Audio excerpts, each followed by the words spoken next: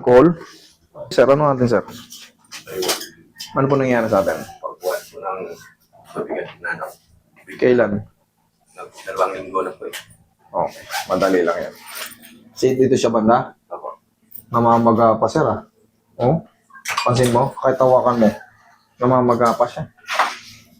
Sige ka kang patagilid. Pag ganito, mabilis lang yan. Para lang kumain ng ano yan, merengue. Roy, haplosin mo ng konti, Roy. Ganyan ka lang. Nasasaktan ka? Hindi naman. Okay, sige, ganyan lang muna. Kunting paw lang yan eh. Kunting paw lang yan.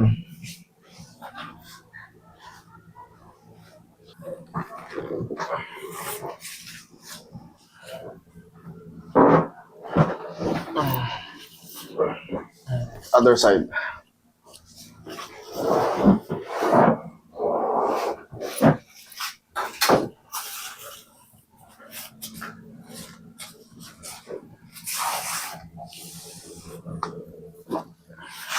Okay, tapa.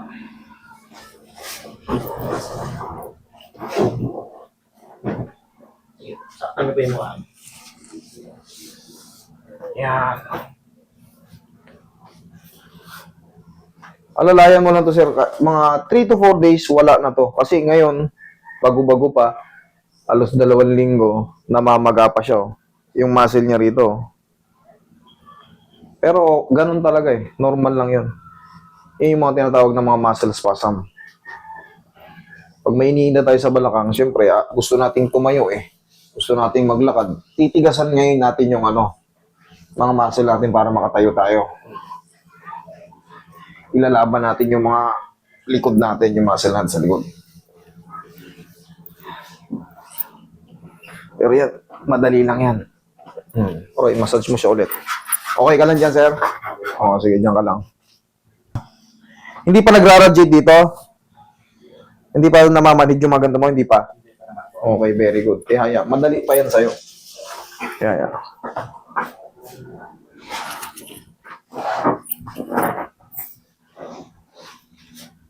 Ito yung main code mo, sir. Taas mo yung balak.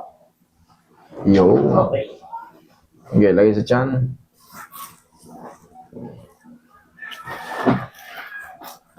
Inhale. Exhale.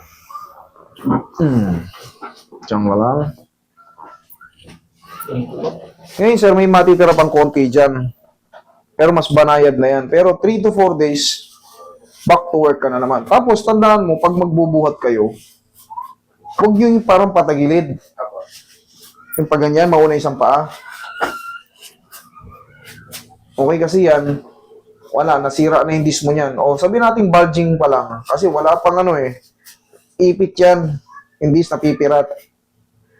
Ganun talaga nangyayari pagka nagbubuhat tayo ng alanganin. Tapos yung tinatawag natin mga facet joint, yan yung mga kumakalso. Yan yung mga pinapatunog natin.